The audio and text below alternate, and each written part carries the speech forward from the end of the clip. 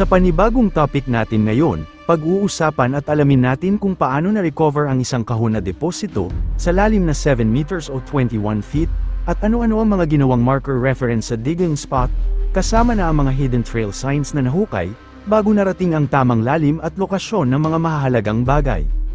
Ang ginawang surface reference markers sa treasure site na ito, ay mga niyog na nakahilera, na tulad ng nakikita mo ngayon sa illustration, isang lumang puno ng tugas, at isang lumang puno ng mangga, at ang ginawang remarkable landmarks, ay ang Twin Mountain na ito, nakahawig sa isang turtle. Ngayon ang tanong, paano nga ba nalaman na ang area na ito ay mayroong nakabaon na mga looted items ng mga Japanese Imperial Army? Kung makikita natin sa illustration, na ang nasabing mga nyog na konektado sa isang lumang puno ng tugas, ay nakaayos ng arrow formation. Ang ganitong uri ng pagkakaayos ng mga niyog at lumang puno ng tugas, ay masasabi nating unusual, at napabilang sa tinatawag na lehitimong palatandaan, lalo na pag ang lugar ay may history sa pananatili ng mga Japanese Imperial Army noong World War II, na ayon pa sa mga sinaunang mga katutubo, ang naturang lugar ay dating garrison ng mga Japanese Imperial Army. Sa katunayan, ang mga punong niyog na makikitang nakatayo sa treasure site na ito, ay hindi naman markang gawa ng mga Japanese Imperial Army, dahil ang naturang treasure spot ay napasok na ng mga ninja, ng mga retrieval organization, at ang mga punong niyog na nakatayo na ginamit bilang surface reference markers ay mga remarking ng mga ninja, na kabilang sa mga underground retrieval organization or companies. Sa hindi pa nakakaalam ang mga ninja na napabilang sa underground retrieval organization, ay ito yung mga trusted person, na pinagkakatiwalaan ng mga dayuhan, at ito ay kanilang highly trusted trained, pagdating sa larangan ng ito. Ngayon ang tanong, ano ba ang possible appearance ng isang taong ninja ng mga dayuhan, at ano ba ang layunin nila sa larangan ng treasure hunting? Siguro kung isa kang baguhan, at walang alam sa kalakaran pagdating sa ganitong larangan, iisipin mo talaga na ang appearance ng isang ninja, na kabilang sa isang retrieval organization ay tulad nito, o maaari namang katulad nito, na karaniwang makikita mo sa mga pelikula. Ngunit ang mga ninja na kabilang sa isang retrieval organization, ay meron itong iba't ibang appearance at mukha. Minsan ito ay magsasaka, mangangaso, mangingisda, at kung kinakailangan nito ay isang taong mangangalakal, upang magampanan ng mas maayos ang isang layunin. Ang mga ninjang ito ay may lehitimong kopya ng isang treasure map, na nagmula sa kanilang mga foreign mentor, or organization, at dala-dala nila ito, sa kanilang mga designated places na kanilang pupuntahan, at ang layunin nila ay baguhin at gawing mas komplikado ang bawat markang palatandaan na makikita sa isang lugar na pinagbaunan, lalo na yung mga palatandaan na direktang nagtuturo ng direksyon papunta sa lokasyon na pinagbaunan ng mga nakatagong deposito o mga nakatagong opening. Ang mga orihinal na palatandaan na gawa at ginamit ng mga Japanese Imperial Army, ay kanilang pinapakialaman at pinapalitan ng mga remarking, upang mas lalong gumulo ang orihinal na pattern at layout ng mga lehitimong palatandaan sa paligid, at mas nagiging mahirap itong intindihin at mas nagiging komplikado, gamit ang kanilang mga remarking katulad ng mga punong niyog. Kadalasan ang remarking na ginagawa nila, ay bumubuo ng isang treasure boreal pattern o layout, na nagtuturo sa isang random direction, o opposite side mula sa tamang opening o lugar na pinagbaunan ng mga nakatagong deposito. Na ibig sabihin ang mga treasure site, na dinaanan ng mga ninja ng isang retrieval organization, ay mas mahirap ng unawain at maintindihan, ang mga pattern at layout ng mga legitimate signs sa paligid, dahil ito ay kanila ng pinapakialaman, at binago na nila ang direction at position ng mga palatandaan na makikita sa paligid ng pinagbaunan ng mga looted items. Maliban sa layunin na pakialaman at baguhin ang mga orihinal na palatandaan, na makikita sa paligid ng pinagbaunan ng deposito, isa rin sa pangunahing layunin na kunin at i-retrieve ang mga depositong tinatawag na quick deposit, na may lalim na 12 feet pa ibaba, lalo na ang mga depositong nasa loob ng mga bato, nasa loob ng mga lumang puno, ilalim ng malaking bato, mga depositong nasa mababaw na yungib, at mga depositong ibinaon na may lalim na 12 feet pababa. Ngayon ang tanong, bakit mas pinili nilang puno ng niyog ang gawing remarking, instead na mga hardwood? At ano ang ginawa nilang basihan upang masabi na ang isang puno ng niyog ay napabilang sa kanilang remarking? Mas piniling ginamit ang mga punong niyog, bilang remarking sa lugar na pinagbaunan, sa kadahilan ng isa ang puno ng niyog sa pinakakaraniwang makikitang puno, kahit sa mga dense forest. Ang kadalasang ginagawa ng mga nasabing ninja, ay sinisira o binubura nila ang mga lehitimong palatandaan sa paligid. Mga bato man ito, o lumang puno, basta't kaya nilang sirain o burahin, at pinapalitan nila ito ng seedlings na mga niyog, bilang replacement sa mga orihinal na palatandaan na kanilang sinira o binura, na naaayon sa kanilang gustong treasure burial pattern at layout, na kadalasang ang mga pattern o layout na ito, ay nagtuturo ng direction papunta sa lokasyon na mas malayo sa lugar, kung saan ang tamang opening, o sa lugar na pinagbaunan ng mga nakatagong deposito. Pagkatapos nilang ma-position ang mga seedlings ng mga niyog sa layout at pattern na gusto nila,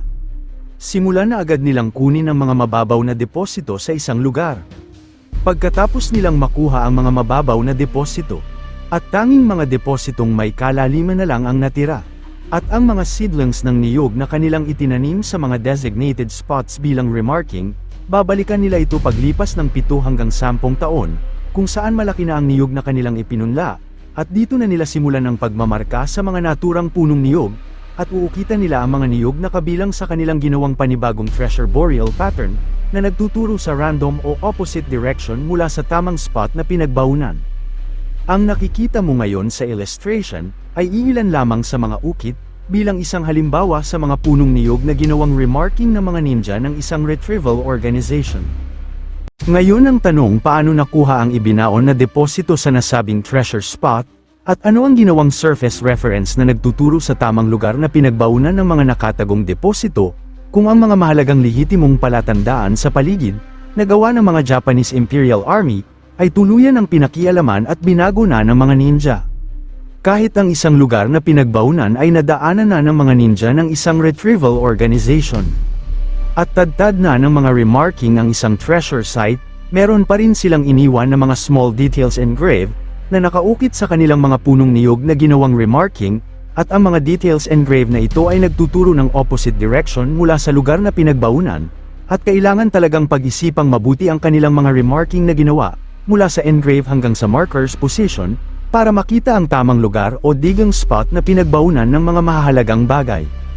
Sa treasure site na ito, ang mga punong niyog na naka-align ng horizontal position, na konektado sa isang lumang puno ng tugas, ay may compass alignment na west at east orientation, samantalang ang mga punong niyog na naka-align ng vertical position, ay may compass alignment na south and north. Sa ikalawang niyog makikita ang palatandaan na 7 dots na nakaukit sa katawan ng nasabing puno, na nakaayos ng tulad nito, at sa dulong bahagi ng 7 dots na palatandaan, makikita ang karagdagang ukit na isang markang triangle. Ang mapapansin natin sa markang 7 dots na nakaukit sa katawan ng ikalawang punong niyog, at kapag ito ay i-connected mo sa bawat isa, makakabuo ka ng isang markang arrow na nakaharap sa isang ukit na markang triangle. Mas nagiging malinaw na ang mga dots na ito, ay isang arrow marker, na nagtuturo ng direction papunta sa lokasyon ng markang triangle. Ngayon mapapansin natin na sa treasure spot na ito, ay merong 9 na puno, 7 puno ng niyog, 1 lumang puno ng tugas, at 1 lumang puno ng mangga, ngunit ang nasabing arrow marker ay may kahalintulad sa pagkakaayos ng 8 puno, ang combination ng 7 puno ng niyog, at ang lumang puno ng tugas, na mas nagiging malinaw na ang pinapahiwatig ng arrow marker, ay ang pagkakaayos ng mga punong palatandaan, na makikita mo sa paligid ng treasure site na ito. Ngunit pag binilang ang mga dots na bumubuo ng isang arrow marker, ito ay binubuo lang ng 7 dots, samantalang ang mga punong makikita sa lugar na pinagsamang puno ng niyog at lumang puno ng tugas, na naka-arrow formation, ay binubuo ng 8 puno. At hindi ito tumugma sa bilang ng mga dots na nakaukit sa ikalawang punong niyog na ito. Dahil ito ay binubuo lang ng 7 dots, at kung titignan ang pagkakaayos ng punong niyog at lumang puno ng tugas na naka-arrow formation, wala nang makikitang karagdagang palatandaan na naka-triangle formation sa bandang unahan mula sa lumang puno ng tugas, dahil ang pinakahuling palatandaan na makikita mo sa east side, ay ang lumang puno ng tugas, at wala ka nang makikitang karagdagang lehitimong palatandaan sa bandang unahan na may kinalaman at kaugnayan sa markang triangle. Ngunit pag ito ay sinimulang bilangin mula sa lumang puno ng tugas, papunta sa mga punong niyog, na ginawang remarking ng mga ninja, simula sa lumang puno ng tugas, 1, 2, 3, 4, 5, 6, at 7, mabibilang na hanggang dito lang ang pang-7 puno, mula sa lumang puno ng tugas na naka-align ng arrow formation, at ang huling punong niyog na ito, ay hindi kasali na ginawang basihan para mabuo ang markang isang arrow na nakaukit sa katawan ng nasabing niyog. Sa ganitong paraan unti-unti nang nabuo ang isang puzzle na ginawa ng mga ninja sa kanilang coconut remarking.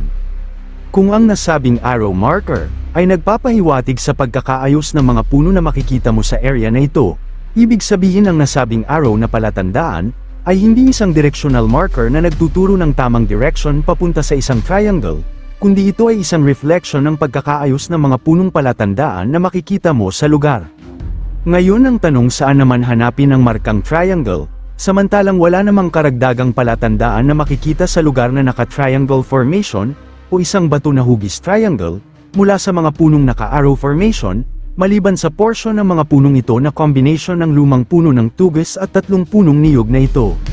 Siguro iniisip mo na ngayon na ang tamang digging spot o opening na pinagbaunan ng mga nakatagong deposito ay matatagpuan mo sa gitnang bahagi ng lugar na ito, na may markers alignment na naka-triangle formation. Ngunit ang mga punong niyog na ito na konektado sa lumang puno ng tugas na naka-triangle formation ay hindi equilateral dimensions, mas malayo ang sukat ng lumang puno ng tugas kaysa punong niyog na nakahilirang ito. Nagpapatunay lamang ito na malabo na ang spot na ito, na may naka-triangle markers formation na mga puno, ang pinapahiwatig o pinapahalagahan ng markang triangle, dahil ang naturang mga puno ay may triangular formation, ay hindi naman ito equilateral distance, katulad ng markang triangle na nakaukit sa punong niyog na ito. Maliban sa punong niyog na may nakaukit na 7 dots at markang triangle. Kapansin-pansin rin ang ukit na markang slash na makikitang nakaukit sa mga katawan ng 4 na punong niyog na ito, samantalang ang punong niyog na makikita sa pinakagitna ng 3 punong niyog na may nakaukit na slash, ito naman ay may ukit na markang X, at ang pinakahuling punong niyog na makikita sa bandang dulo, katabi ng punong niyog na may nakaukit na 7 dots at triangle, makikita ang ukit na mga markang check. Mas nagiging malinaw na ang markang X na nakaukit sa punong niyog na ito ay ginamit ng mga ninja bilang coconut remarking symbol na nagpapahiwatig ng boundary o hangganan, na ibig sabihin huwag ka nang lumampas pa sa unahan ng punong niyog na ito, dahil wala nang depositong nakabaon sa bahaging dito, samantalang ang ukit na 3 check na makikitang nakaukit sa katawan ng panghuling punong niyog, ay nagpapahiwatig sa triangulation, at sa punong niyog na ito, nagsisimula ang treasure boreal layout ng triangular pattern, ngunit ito ay may messing coordinates.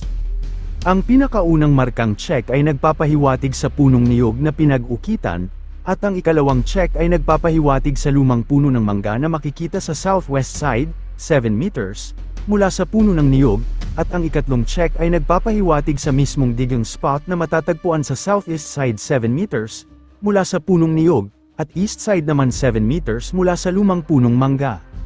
Ngayon mas nagiging malinaw na ang markang nakaukit sa punong niyog na ito, na 7 dots na naka-arrow formation, na direktang nakaharap sa lokasyon ng isang triangle marker, ay nagtuturo ng opposite direction, mula sa tamang lugar na pinagbaunan, dahil ang markang triangle na tinuturo ng arrow na ito, ay hindi makikita sa bandang harapan ng mga punong niyog at lumang punong tugas na naka-arrow formation, kundi sa bandang likuran.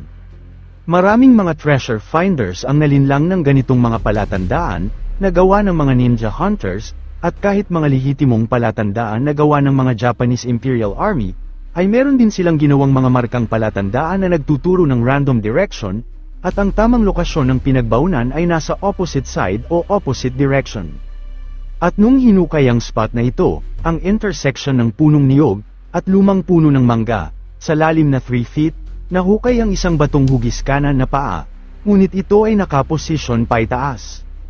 Ang batong hugis kanan na paang marka, bilang isang hidden trail marker na naka-point paitaas, at may sukat na 6 inches, ay ginamit ng mga Japanese Imperial Army, na may akmang interpretasyon at kahulugan, na ang mga nakatagong deposito o mga mahahalagang bagay ay tapos ng ibinaon underneath.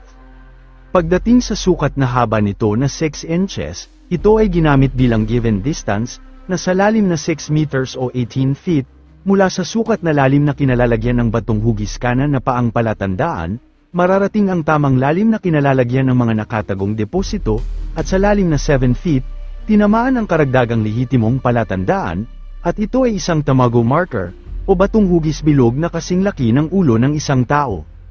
Ang mga batong may kinalaman sa isang hugis bilog na palatandaan, ay common itong ma-recover sa mga positive digging spot, dahil para sa mga Japanese Imperial Army, ang bilog na palatandaan ay nagpapahiwatig ng good luck, at ito ay nangangahulugan ng center. Katulad sa flag ng Japan na isang rising sun, ang bilog ay makikita sa pinakagitnang bahagi nito. Hanggang sa narating ang sukat na lalim na 10 feet, at muling tinamaan ng isang batong hugis puso na naka-point taas. Ngunit ito ay may nakaukit na isang nakasimbol. Ang markang nakaukit sa batong hugis puso, na isang kanji word ng naka, ay may akmang kahulugan na middle or center, na ibig sabihin nasa sentro ka ng treasure shaft, at ito na ang sukat na kalagitnaang bahagi, bago marating ang kinalalagyan ng mga mahalagang bagay, at ang batong hugis puso na pinag-ukitan ng nakasimbol, ito naman ay nangangahulugan ng prepared at patience, na ibig sabihin pagtiyagaan lang ang paghuhukay, hanggang sa marating ang tamang lalim na kinalalagyan ng mga mahalagang bagay.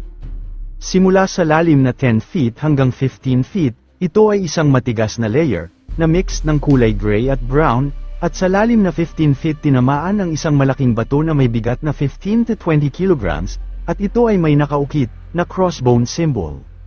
Ang crossbone symbol ay isang warning sign, na nagbibigay babala sa isang nakakalasong chemical na nakahalo sa isang kontaminadong tubig. At ito ay napakalubhang mapanganib, at sobrang kati nito. Pag ito ay direktang dumikit sa balat ng isang tao. At ang combination ng soil layer sa lalim na 15 feet, ay isang malagkit na buhangin na kulay itim na may halong wet wood. At kailangan talagang gumamit ng rubber gloves, para maiwasan ang direktang paghawak sa nasabing napakakating backfill layer, hanggang sa narating ang lalim na 20 feet, at tinamaan ng isang malapad na bato, bilang concrete seal ng deposito, at sa ilalim ng nasabing harang, sa lalim na 21 feet, matagumpay na na-retrieve ang isang kahon ng deposito. Ngayon kung ikaw ang tatanungin, nagkataon lang ba na ang given distance ng surface markers triangulation, na 7 meters o 21 feet, ay siya ring sukat na lalim na kinalalagyan ng mga nakatagong deposito, o isa talaga itong planadong pagbabaon ng mga Japanese Engineering Battalion, sa kanilang nakabaon na mga looted items. Siguro ngayon alam mo na malaki ang kinalaman ng surface markers distance, bilang given measurements, sa deposit boreal deepness underneath.